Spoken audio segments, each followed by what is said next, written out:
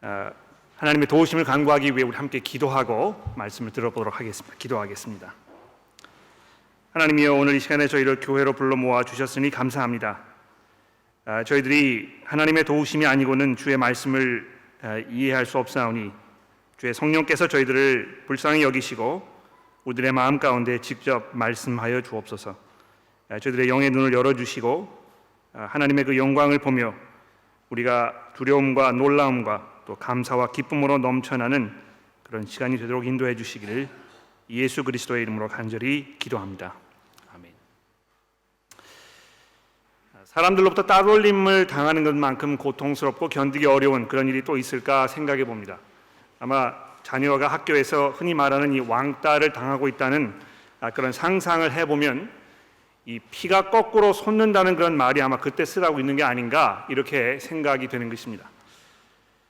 하나님께서 사람을 지으셨을 때 나 이외에 다른 사람들과 관계를 맺어서 이 둘 이상의 이 집단을 이루고 살게 하셨는데요. 그렇기 때문에 아마 홀로 이 외톨이처럼 산다는 것만큼 부자연스럽고 어려운 일이 없을 것이라고 생각을 합니다. 이 외로움이라는 것은요, 정말 비참하고 또 고통스러워서 모두가 피하고 싶어하는 그런 짐이 아닐 수 없는 것입니다. 그래서 우리가 이 교회로 모일 수 있다는 것이 얼마나 그 다행스러운 일인지 모릅니다. 이 보다 빠른 그런 통신망이 구축이 되어 있고, 그래서 원하는 곳에 뭐 쉽게 이 소식을 접할 수 있고, 이런 그 사회 속에 우리가 살고 있습니다만, 사람들이 점점 이 고립되어서 외로움 속에 신음하고 있는 그런 사람들의 이 숫자가 점점 늘어가고 있는 이런 현대 사회에서 이 교회가 해야 할 그 역할이 참 중요하지 않나 이렇게 생각을 해보는 것입니다. 복음이 여러분과 저 사이에 있던 그 장벽 이런 것들을 허물고 그리스도 안에서 우리가 한 몸으로 서로 연합하게 하였기 때문에 교회라는 것이 얼마나 놀라운 축복인가 이렇게 생각을 해봅니다. 그런 면에서 교회 내에서 서로 원만한 관계를 이루기 위해서 수고하고 또 노력하며 희생하지 아니하고 그냥 자기 자신만의 어떤 그 안전과 평안을 즐기고 지키려고 한다면 우리가 언젠가 하나님께로부터 분명히 이 추궁을 당하게 될 것입니다. 근데 불행하게도요, 이 세상에서 경건하게 사는 사람들에게는 항상 외로움을 감수하고 견디고 인내해야 하는 그런 삶이 기다리고 있다고 성경이 우리에게 가르쳐 줍니다. 물론 교회가 그런 그 어려움과 외로움과 이런 것들을 도와줄 수 있습니다만, 성경이 기본적으로 이 땅에서 우리가 살고 있으면서 이 외로움을 피할 수 없는 그런 그 삶이라고 우리에게 말씀하고 있는 것입니다. 신구약 전체를 살펴보면 이것이 사실인 것을 우리가 금방 알 수 있지 않습니까? 모세가 그랬고요, 다윗이 그랬습니다. 욥의 삶도 마찬가지였고, 거의 구약의 모든 선지자들이 그런 그 외로움 속에서 그 삶을 보냈던 것입니다. 심지어는 우리의 주님이신 예수께서도 자기의 삶에 대하여 말씀하시면서 어떻게 얘기하셨습니까? 여우도 굴이 있고 공중에 새도 처서가 있으되 인자는 이 머리 둘 곳조차 없다. 아무도 나를 환영하지 아니하기 때문에 머리 둘 곳이 없다. 이렇게 마태복음 8장에서 한탄하셨던 것입니다. 사도 바울도 마찬가지죠. 디모데후서 1장에 보시면 사도 바울이 이렇게 고백하지 않습니까? 아시아에 있는 모든 사람들이 다 나를 버린 일을 내가 알지 아니하느냐. 그러니까 얼마나 이 외롭고 이게 이 고통스러웠으면 사도 바울이 편지에다가 이렇게 적어 놓았겠습니까? 디모데야, 모든 사람들이 다 나를 저버린 일을 내가 알고 있지 않느냐. 이 편지의 그 맨 마지막 부분에 이렇게 종교를 하고 있죠. 너는 어서 속히 내게 오라. 데마는 이 세상을 향하여 나를 버리고 데살로니가로 갔고, 그레스게는 갈라디아로, 디도는 달마디아로 갔고, 누가만 나와 함께 있느니라. 이 복음을 위해서 일평생 수고하고 헌신했던 이 노 사도의 이 맨 마지막 삶의 모습이 이렇게 굉장히 외롭고 외톨이처럼 홀로 남아 있는 이런 그 장면을 우리가 보게 되는 것입니다. 우리가 이 하나님의 은혜로 일주일에 적어도 한 번씩 교회에 모여서 서로를 돌아보고 위로하고 말씀으로 격려하는 그런 그 기회가 있습니다만, 우리의 삶은 대부분 이 세상 속에서 들어가서 보내고 있기 때문에 이 교회에서 교인으로 또 세상에서는 일반 사람들처럼 이 사는 어떤 그 이중 인격적인 삶을 사는 사람이 아니라면 우리는 아마 대부분의 삶을 마이너리티로, 그렇죠, 이 소수 민족, 소수 집단에 속한 사람들로 살아가고 있는 것이 분명합니다. 여러분, 그 여러 사람들이 모여 있는 곳에서 나 홀로 다른 모습을 하고 있다는 이것이 얼마나 불안하고 얼마나 고통스러운 일인가. 이것은 이민 생활을 하고 있는 여기 앉아 계신 모든 분들이 다 경험적으로 알고 있는 그런 일일 것입니다. 그러니까 가끔 한국에 가고 싶고 또 한국에 가면 굉장히 마음이 푸근하고 그렇지 않습니까? 오늘 본문 말씀은 이 깊은 한탄으로 되어 있습니다. 이 깊은 탄식. 제가 이제 애가라 이렇게 주보에 적어드렸는데 이 애라는 말은 이제 그 슬프다는 뜻이죠. 그래서 뭐 애통한다, 내가 애도한다 이제 이렇게 할 때 그 애자를 쓰는데요. 이 애가라는 말이 무슨 말입니까? 이 슬픔의 노래라는 것입니다. 그러니까 이 시편을 읽을 때 전체적으로 어떤 톤으로 읽어야 하겠습니까? 오늘 우리 그 최현배 교우님께서 이 시편을 읽어주셨는데 잘 읽어주셨어요, 그렇죠? 근데 이 본문을 우리가 읽을 때 어떤 톤으로 읽어야 하는지 이 시를 잘 낭송하시는 분들 이렇게 보게 되면 이 시가 지금 가지고 있는 그 감정, 느낌 이런 것이 무엇인가를 잘 이렇게 파악을 해가지고 그것을 자기 목소리에 담아서 시를 낭송할 때 이 시를 듣는 사람들이 이렇게 공감하게 되지 않습니까? 근데 이 시편 53편의 이 말씀이요, 이 애가라는 것입니다. 정말 슬픔 속에서 한탄하면서 탄식하면서 내어 뱉는 그런 그 통곡의 찬송이라고 이렇게 얘기할 수 있습니다. 왜 이 사람이 이렇게 한탄하면서 이 탄식의 노래를 부르고 있는 것일까요? 하나님이 없다고 하는 사람들 속에 파묻혀 살고 있기 때문에 그런 것입니다. 어리석은 사람들이 하나님이 없다고 말하면서 이 부패와 악을 행하며 살고 있는데 모든 사람들이 다 한결같이 그렇게 살고 있는, 그래서 이 정말 뼈가 으스러져 가지고요, 이 그 건조해서 이 먼지가 될 것 같은 이런 건조하고 살벌한 이런 환경 속에서 신음하면서 이 사람이 지금 탄식을 하고 있는 것입니다. 여러분, 이 시편 기자의 탄식 소리가 귀에 들리십니까?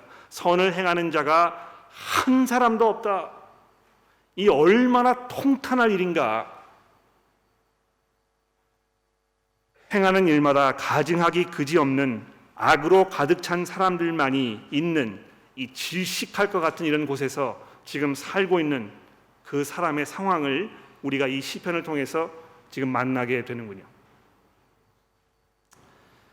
근데 여러분, 이 시편을 잘 들여다보십시오. 이 시편 기자의 이런 안타까운 탄식의 노래는 그 사람의 어떤 그 주관적인 시각으로 세상을 바라보고 느끼면서 한 말이 아니라는 것을 우리가 금방 알 수 있습니다. 이 사람들이 자기 나름대로의 어떤 그 시각이 다 있지 않습니까? 이 사람은 이렇게, 저 사람은 저렇게 이 세상을 경험하고 바라보게 되는데요.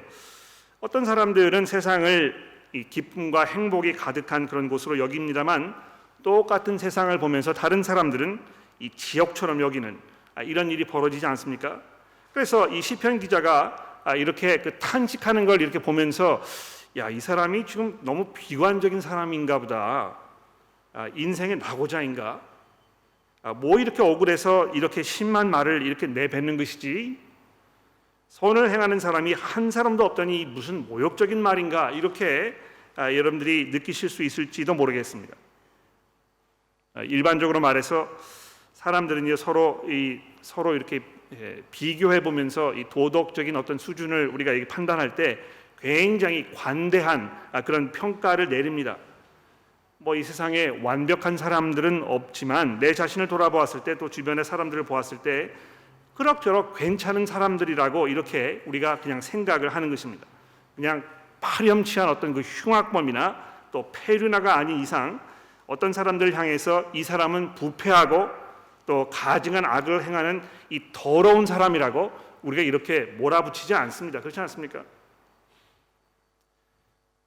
그러나 이 시편의 기자의 탄식은 어떤 탄식입니까? 이것이 하나님 자신의 탄식인 것을 우리가 보게 됩니다. 하나님께서 이 시편 기자의 입을 통해서 하나님 당신께서 가지고 계시는 그 안타까운 이 마음을 지금 대변하도록 이렇게 하신 것입니다. 여러분 2절의 말씀을 보십시오. 하나님이 하늘에서 인성을 굽어 살피사 지각이 있는 자가 하나님을 찾는가 보려 하신즉 각기 물러가서 함께 더러운 자가 되고 선을 행하는 자가 없으니 한 사람도 없도다. 악을 행하는 자들은 무지하냐? 그들이 떡 먹듯이 내 백성을 먹으면서 하나님을 부르지 아니하는도다. 그러니까 이 하나님을 지금 그 1인칭으로 이렇게 해가지고 이 주어가 하나님인 것을 우리가 알 수 있습니다. 악을 행하는 이 사람들이 나를 내게 등을 돌리고 내 백성들을 마치 밥 먹듯이 이 집어 삼키면서 내 이름을 부르지 아니하는 이 상황을 보시면서 하나님께서 안타까워하시고 탄식하고 계시는 이 모습을 우리가 보게 되는 것입니다.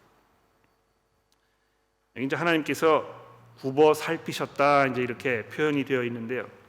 그냥 이렇게 대충 휙 돌아보고 이렇게 하신 말씀이 아니고 고개를 숙이셔서 이 땅을 자세히 들여다보시면서 현미경으로 검사하고 관찰하셔서 내리신 그 결론, 이것이 무엇입니까? 각기 물러가서 함께 더러운 자가 되고 선을 행하는 자가 없으니 한 사람도 없도다. 아마 하나님이 이런 말씀을 하신 것에 대해서 굉장히 모욕적인 말로 들으실 수도 있을 것 같아요. 지금 이 호주의 이 부시파이어가 말도 못할 어떤 그 진통을 우리가 겪고 있는데요. 그 와중에 자원해서 이 진화 작업에 뛰어들고 있는 사람들 우리가 보지 않습니까? 이런 사람들이 있는데 어떻게 이렇게 이야기할 수 있을까? 얘기할 수 있을지 모르겠습니다.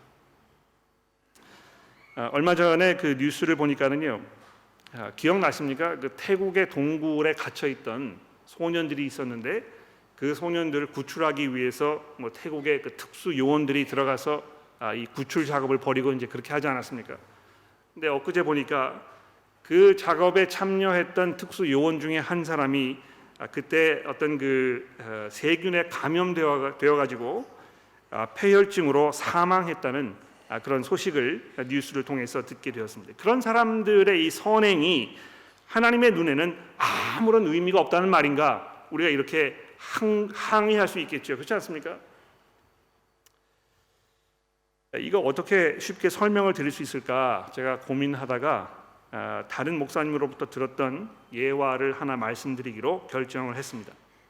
예화를 들어볼까요? 아주 훌륭한 선원이 있었습니다. 이 뱃사공을 말하는 것이죠. 사일락. 그 사람이 있다고 한번 가정을 해봅시다. 이 사람은요, 오랜 세월 동안 바다에서 뱃일을 해온 아주 노련한 성실한 그런 선원입니다. 배 안에서 이루어져야 할 모든 일을 가장 훌륭하고 가장 책임감 있게 감당할 수 있는 그런 선원입니다. 그래서 다른 선원들로부터 항상 칭찬과 존경의 대상이 되는 이런 사람입니다. 배 안에 있는 모든 굳은 일들을 솔선수범 처리하면서 자신의 몫을 감당하지 못하는 동료가 있을 경우에 먼저 나서서 그 일을 처리해주는 이런 아주 훌륭하고 배려심이 많은 그런 훌륭한 선원입니다. 그러나 이 선원이 지금 일하고 있는 그 배는 해적선이라고 생각해 보십시오. 마치 인간의 이 모든 선한 행동 이런 것이 해적선 위에서 벌어지고 있는 이 훌륭한 선원의 일이라고 생각하면 아마 금방 이해가 될 것 같아요. 우리가 하고 있는 이 모든 행동들이 결국에는 하나님이 없다고 이야기하는 하나님을 등진 상태에서 하고 있는 이 모든 일이기 때문에 이것이 하나님의 눈에 아름다운 일로 보이지 않는다는 것입니다. 오히려 이것은 하나님을 향하여 반기를 든 모든 사람들의 반역적인 행위의 일부분이라고 성경이 말씀하고 있는 것입니다. 이런 그 상황 속에서 이 시편 기자가 어떻게 하고 있습니까? 울분을 참지 못하잖아요. 여러분 그 분노를 느껴보신 적이 언제인지 모르겠어요. 제가 이렇게 지금 한국인의 심리학이라는 책을 읽고 있는데요. 그 책에 보니까 한국 사람들의 어떤 그 심리에는 그 분노라는 이 요소가 아주 강하게 작용하는 그런 그 뭐 통계학적인 증거가 있다, 이렇게 이 책이 얘기하고 있습니다. 사실인지 아닌지는 제가 잘 모르겠습니다. 우리 한국 사람들은 체질적으로 이 분노를 감당하지 못하는 아주 다혈질적인 이런 사람이라고 얘기하는 것입니다. 근데 모든 분노가 다 나쁜 것은 아니고요. 의로운 분노가 있다는 것입니다. 그렇죠? 그래서 이 4절부터 보시게 되면 하나님께서 이 한탄, 탄식에 맞지 아니한 어떤 그 분노에 찬 이런 그 이야기를 하고 계시지 않습니까? 그들이 떡 먹듯이 내 백성을 먹으면서 하나님의 이름을 부르지 아니하는도다.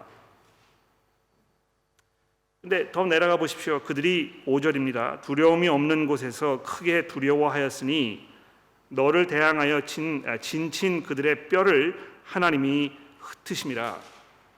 이 굉장히 섬뜩한 그런 얘기죠, 그렇죠? 예. 너를 대항하여 진친 그들의 뼈를 하나님께서 다 흩어버리실 것이다.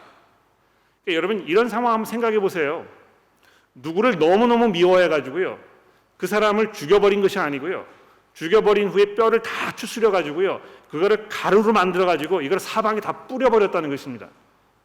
장례식도 제대로 할 수 없을 만큼 아주 처참하고 비참한 이런 그 복수의 이 극을 지금 벌이고 있는 이런 상황을 말씀하고 있는 것입니다. 얼마나 이 울분이 넘쳐났으면 이런 기도를 하고 있는 것일까요? 하나님이 그들을 버리셨으므로 악을 행하는, 하나님을 찾지 않은, 등신, 하나님이 없다고 이야기하는 이런 사람들을 하나님께서 버리셨으므로 내가 그들에게 수치를 당하게 하였도다. 자, 여기 보시면 이 하나님의 백성들이 당하는 그 수모에 대해서 얘기하고 있습니다. 그렇죠? 그러니까 이 세상 사람들이 하나님이 없다고 이야기하면서 자기의 어떤 그 나름대로의 삶을 살면서 그들의 그 하나님을 대적하는 이 모습이 어떤 식으로 표출이 되고 있느냐 하면 하나님의 백성들을 구박하고 못 살게 하고 조롱하고 핍박하는 이런 모습으로 드러난다는 것입니다. 아마 이 중에는 그런 그 어려움을 겪고 계시는 분들도 있을지 모르겠어요. 내가 그리스도인이기 때문에, 내가 이 경건한 삶을 살려고 하기 때문에 정말 가진 수모와 또 핍박을 견디어내야 하는 이런 상황을 겪는 분들이 종종 있다는 것입니다. 가령 예를 들어서 이 그 시댁이 뭐 다른 종교를 가지고 있는데 나에게 이 그 그리스도인으로 생활하는 이 삶에 대해서 굉장히 핀잔을 주고 뭐 이런 그 고백을 하시는 분들 종종 만나게 되는 것입니다. 세상 사실 우리가 이 호주에 살고 있기 때문에 호주의 그 상황을 돌아보게 되면 얼마나 하나님의 백성들이 이 일반 사회로부터 그 조롱이 되고 또 비난을 받고 어떤 그 성경적인 세계관, 생활 방식, 또 어떤 그 철학 이런 것들을 주장했을 때 세상 사람부터 문매를 맞는지 우리가 잘 알고 있습니다. 그러니까 막 분노가 끓어오르잖아요, 그렇죠? 그러니까 어떻게 합니까? 우리 한국 사람들은 이제 이 분노가 끓어오르면 어떻게 하죠? 대중 집회를 열잖아요. 그래서 거기에서 막 데모하고 함성을 외치고 다 물러가라고 하고 뭐 당장 끌어내리라고 이렇게 얘기하고, 그렇게 하지 않으면 이 울분을 삼킬 수가 없는 것입니다. 그러니까 어떤 그 과격한 행위를 통해서 자기의 이 그 정의감을 표출해내야 하는 이런 생각을 많은 사람들이 가지고 있거든요. 그러니까 교회 안에서도 그런 것 같아요. 어떤 그 정의롭지 못한 일이 벌어졌다고 생각이 되면 들고 일어나는 것입니다. 그렇죠? 그래서 한바탕 뭐 전쟁을 치르고 이렇게 해서 막 다 뒤집어 엎고 이렇게 해야 속이 시원한 이런 것이 어떤 사람들의 기본적인 표현이 아닌가 생각이 되는데, 시편 기자가 어떻게 하고 있습니까? 제가 그 주보에다가 조용한 분노라고 이제 적어드렸는데요. 정말 그런 것 같아요. 조용하게 앉아서 이것을 곱 씹으면서 하나님께 기도하고 있는 것입니다. 어떻게 기도하고 있습니까? 그들이 두려움이 없는 곳에서 크게 두려워하였으니 너를 대항하여 진친 그들의 뼈를 하나님께서 흩으실 것이다. 하나님이 그들을 버리셨으므로 내가 그들에게 수치를 당하게 하였도다. 그러니까 하나님께서 지금 이 일을 처리해 주시도록 온전하게 하나님께 의지하면서 자기의 그 울분을 하나님께 표현하고 있는 것입니다. 여러분 기도를 하실 때요, 그런 경험이 좀 있으신지 모르겠어요. 내가 너무너무 속상한 상황이 있기 때문에 이거를 좀 누구에게 얘기를 해야 될 텐데요, 기도하면서 하나님 앞에, 하나님 어떻게 이럴 수가 있습니까?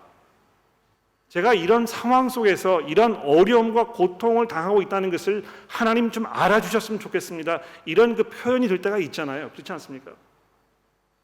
근데 그렇게 하고 나서 이거 지금 내가 좀 너무한 게 아닌가, 하나님 이렇게 이런 기도를 들으시고 나를 좀 뭐 내팽개치시면 어떻게 할까, 이런 그 염려가 혹시 있을지 모르겠는데요, 시편 기자가 그렇게 얘기하고 있습니다. 하나님께서 그들의 뼈를 흩트러 버리시고 그들에게 수치를 당하게 하셔 주십시오. 자, 근데 여기 본문을 자세히 들여다 보셨는지 모르겠습니다만 여기 중요한 부분이 하나가 있는 것 같아요. 5절에 보시면은요, 그들이 두려움이 없는 곳에서 크게 두려워하였으니, 그러니까 이 두려워할 어떤 그 이유나 상황이나 여건이 아니었는데도 불구하고 크게 두려워하게 되는, 할 수밖에 없는 그런 상황에 대해서 얘기하면서 뭘 얘기하고 있습니까? 너를 대항하여 진친 그들의 뼈를 하나님이 흩으심이라. 여기 이제 그 너라 이렇게 얘기했을 때 이게 이제 그 복수형으로 되어 있지 않고 단수형으로 되어 있습니다. 어떤 특정한 한 사람을 지금 얘기해서 이 사람들이 지금 너를 대항하지 않았느냐. 근데 너를 대항했던 이 악한 사람들, 이 사람들의 뼈를 하나님께서 흩어버리실 것이다. 하나님께서 그들을 버리셨기 때문에 내가 그들에게 수치를 당하게 할 것이다. 여기 지금 누구라고 표현되어 있지 않은 어떤 그 특정한 한 인물에 대해서 지금 얘기하고 있습니다. 이 누구일까요? 지금 누가 그 사람들로부터 어떤 그 핍박을 당하면서 이 적대 관계에서 이 막 전쟁을 벌여야 하는 이런 상황 속에 있겠습니까? 하나님께서 누구를 통해서 그 사람들에게 이 수치를 당하게 하실 것이겠습니까? 시편이라는 그 책이 많은 부분에서 다윗의 그 시 아닙니까? 그렇죠? 특히 우리가 지금 시편의 그 제2권, 여기에 속해 있는 시편들을 지금 쭉 우리가 보고 있는데, 이 시편 2권에 보시면 이것이 이제 다윗의 시라 하는 어떤 그 제목들이 붙여 있는 시들이 굉장히 많습니다. 그러니까 아마 이것이 다윗을 얘기하는 것일 거예요. 그렇죠? 하나님께서 이 다윗을 하나님의 왕으로 세워 놓으시고, 그래서 그로 하여금 하나님의 백성들을 다스리고 통치하면서 하나님의 백성들을 대적하고 핍박하는 이 적들을 다 물리치도록 하셨는데, 하나님께서 언젠가 그 다윗으로 하여금 그의 백성들을 보살피시고 지키시고 그들을 대적하는 적들을 물리치실 것이라고 이렇게 고백하고 있습니다.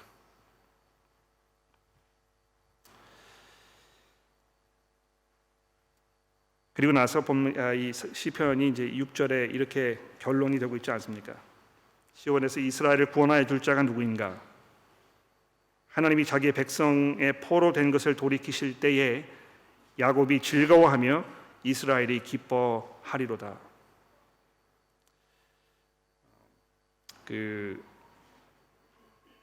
새번역 성경을 혹시 가지고 계시는 분들 계시면 한번 확인해 보십시오.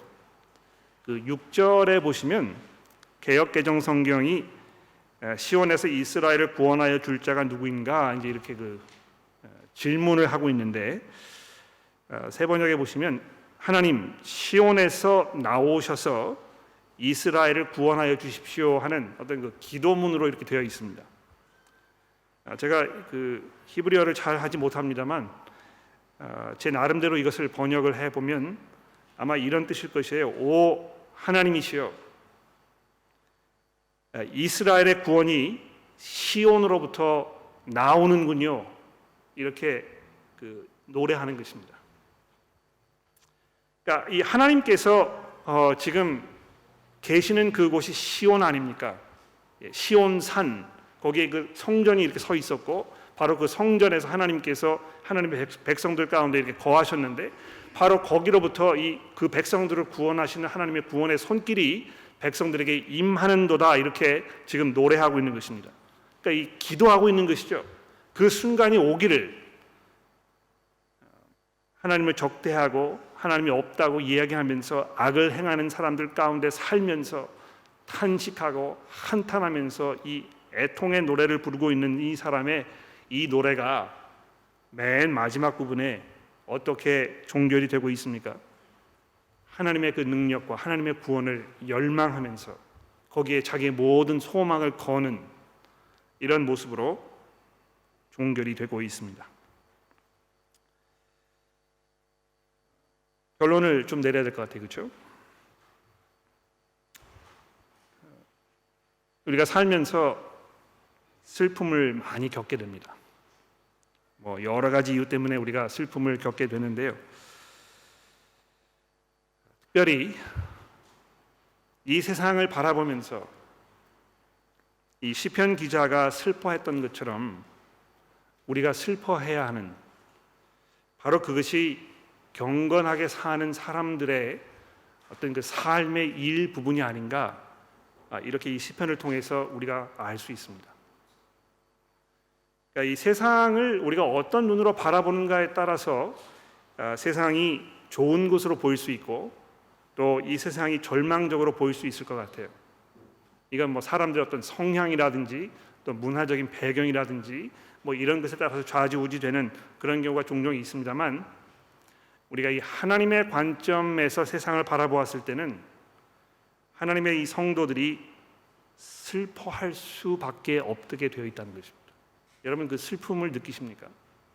여러분이 이 세상을 바라보셨을 때, 여기에서 내가 어떻게 하면 잘 먹고 잘 살 것인가, 어떻게 하면 내가 성공할 것인가, 내가 어떻게 안정적인 삶을 누리면서 노후에 이 편안한 삶을 누릴 것인가, 여기에 몰두하고 계시다면 잠시 눈을 들어서 이 하나님께서 세상을 바라보시는 방법으로 한번 돌아보십시오. 다 무지하여 하나님을 찾는 사람도 없고 그들의 행위가 부패하여 가증한 일을 행하는 이 사람들이 가득 차 있는 이 세상 속에 우리가 살고 있는데요, 그거를 바라보면서 가슴을 치고 통탄하면서 탄식하지 않을 수 없다는 것입니다. 아마 여러분들이 살고 있는 개인적인 삶의 상황과 여건들이 그런 통탄함, 탄식 이런 거를 할 수밖에 없도록 만들고 있을지도 모릅니다. 가령 예를 들어서 집안에 식구들이 굉장히 많이 계시는데요, 나 혼자서만 신앙생활을 하고 있는 경우를 생각해 보십시오. 교회 가는 게 어렵고, 내가 어떤 그 가정의 일을 성도답게 결정하고 싶은데 아무도 호응해 주지 않는, 그래서 그냥 거기에 묻혀갈 수밖에 없는 이런 안타까운 상황이 있다면 그 마음속에 얼마나 깊은 슬픔이 있겠습니까? 여러분, 이 자리에 아직 결혼하지 않으신 분들 계시죠? 우리 특히 청년부 여러분들, 누구와 결혼해야 되겠습니까? 믿는 분하고 결혼하셔야 됩니다. 그렇죠? 왜 그렇습니까? 슬픔을 피할 수 없을 그런 상황이 벌어질 확률이 굉장히 높습니다. 우리가 그 믿음을 잘 지키려고 했을 때 그 대가로 치러야 하는 일들이 아주 많이 있지 않습니까? 굉장히 고통스럽거든요. 예를 들어서 가장 작은 예를 들자면 자녀들이 이제 이 학교에서 친구들과 만나게 되고 점점 자라나면서 친구들의 초대를 받게 되고 이렇게 하는데 요즘 점점 주일날 아침에 생일 파티를 버는 이런 일들이 비일비재하지 않습니까? 그러니까 아이들 설득해가지고 이 친구 생일 축하하는 거 중요하지만 우리가 그리스도인이기 때문에 그리스도인들을 교제 속에 들어가기 위해서 우리가 교회에 가는 것이 더 중요하다. 이런 그 설명이 아이들에게 잘 먹혀 들어가지 않습니다. 그렇죠? 그러니까 아이가 굉장히 가슴 아파하고 실망스러워하고 부모에 대해서 원망하는 마음이 있고 입이 막 한자나 나와 있고 이런 일이 계속 반복되게 되면 굉장히 어렵거든요. 그렇지 않습니까? 우리가 살고 있는 이 환경, 상황 이런 것들을 돌아보았을 때 우리가 슬퍼하고 탄식하지 않을 수 없습니다.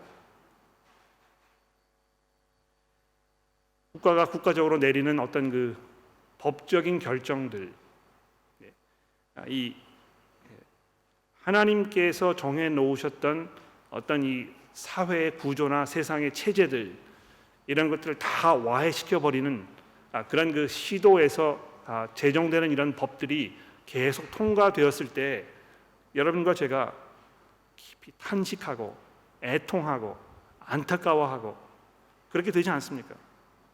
이 낙태법이 통과되었을 때 이것이 얼마나 우리들에게 큰 짐이 되었는지, 이제 얼마나 많은 그 힘없는 생명들이 이 사람들의 이러한 결정으로 인해서 그냥 태어나지도 못한 채 사라져 버려야 하는지 이런 걸 봤을 때 이 슬픔이 몰려오는 것입니다.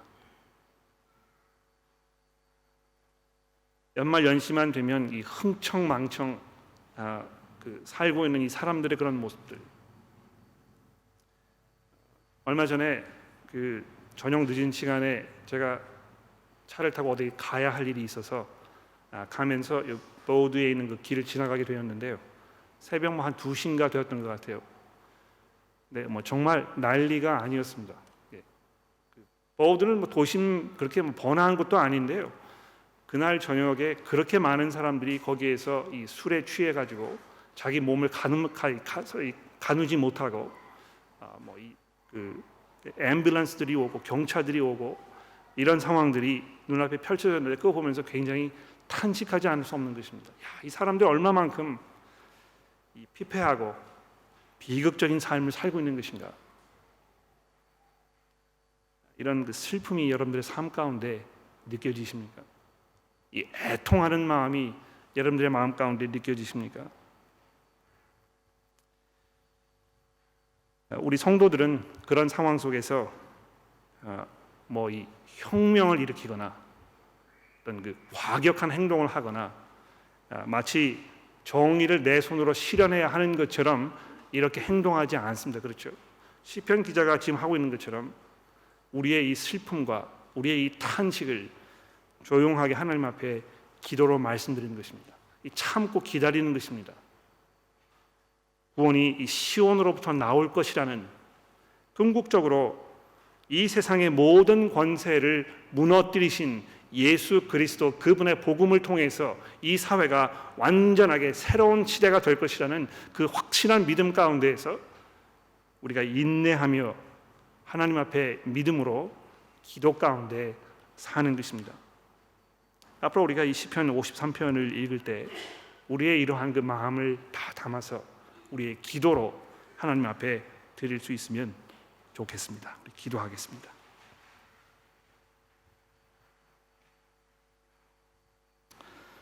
하나님 아버지, 저희들의 이 안타까운 그런 마음을 하나님께서 이미 헤아리실 것이라고 우리가 알고 있습니다. 바로 그것이 이 세상을 향한 하나님의 마음임을 우리가 믿음으로 고백하며 성경을 통해 알게 됩니다. 하나님, 저희들을 주께서 위로하여 주시고 우리의 구주이신 예수 그리스도께서 이 세상에 나타나셔서 하나님을 대적하였던 모든 사람들을 주 앞에 무릎 꿇게 하실 것임을 우리가 믿음으로 고백하며 그 날이 올 때까지 우리가 인내하며 믿음으로 살아가도록 저희를 도와주옵소서. 그래서 그리스도께서 이 땅에 다시 나타나셨을 때 우리가 그분의 이름을 찬송하며 기쁨과 감사와 감격이 넘쳐나는 그 순간을 만끽할 수 있도록 우리를 보호하여 주옵소서. 예수 그리스도의 이름으로 간절히 기도합니다. 아멘.